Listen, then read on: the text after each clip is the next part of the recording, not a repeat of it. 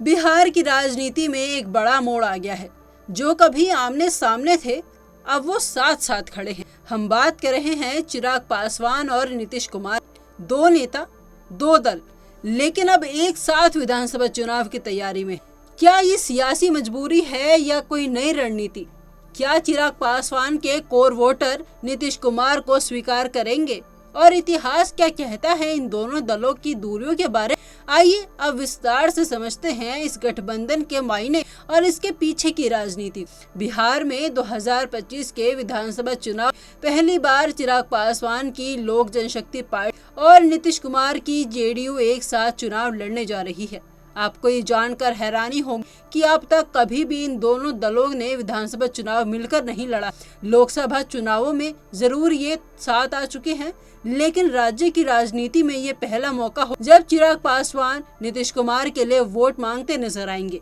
चलिए थोड़ा पीछे चलते हैं। नवंबर 2000 में रामविलास पासवान ने लोक जनशक्ति पार्टी की स्थापना की थी।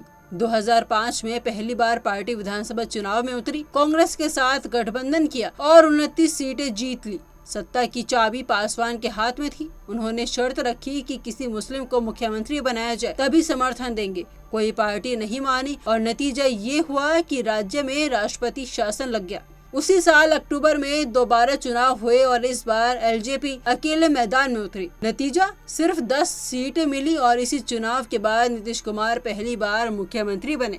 वहीं साल 2010 में पार्टी ने लालू यादव के साथ चुनाव लड़ा, लेकिन केवल 3 सीटें ही जीत सकी। इससे पहले 2009 के लोकसभा चुनाव में भी रामविलास पासवान को हार का सामना करना पड़ा था। एलजेपी की सियासी पकड़ लगातार कमजोर होती गई। साल 2014 में चिराग पासवान की एंट्री के बाद पार्टी फिर एनडीए में शामिल हुई। 2015 का विधानसभा चुनाव भी बीजेपी के साथ लड़ा, लेकिन इस बार नीतीश कुमार एनडीए से अलग होकर आरजेडी के साथ चले गए, यानी एलजेपी और जेडीयू फिर अलग अलग।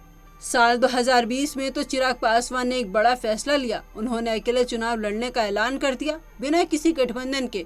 और सिर्फ इतना ही नहीं, उन्होंने अपने ज्यादातर उम्मीदवार सिर्फ जेडीयू के खिलाफ उतारे। नतीजा, एलजेपी सिर्फ 1 सीट जीत सकी, लेकिन नीतीश कुमार को 30 से ज्यादा सीटों पर नुकसान पहुंचाया।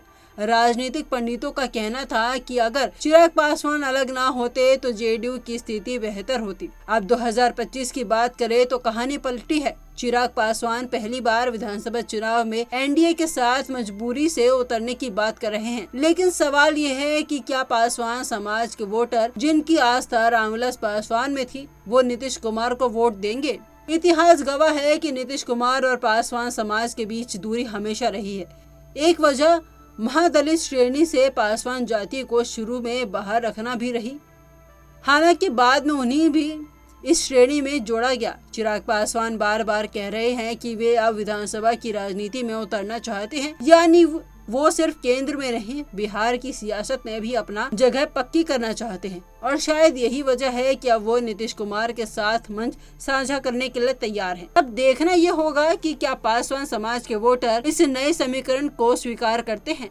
क्या वो चिराग की बातों पर भरोसा करके पहली बार नीतीश कुमार को भी अपना नेता मानेंगे? और सबसे अहम बात, क्या ये गठबंधन वाकई जमीन पर असर डालेगा या फिर ये भी एक सियासी प्रयोग बनकर रह जाएगा? फिलहाल तस्वीर साफ नहीं है, लेकिन संकेत बहुत कुछ कह रहे हैं। चिराग पासवान की नई चाल, नीतीश कुमार की जरूरत और एनडीए की रणनीति 2025 के बिहार विधानसभा चुनावों में सियासत और दिलचस्प होने वाली है।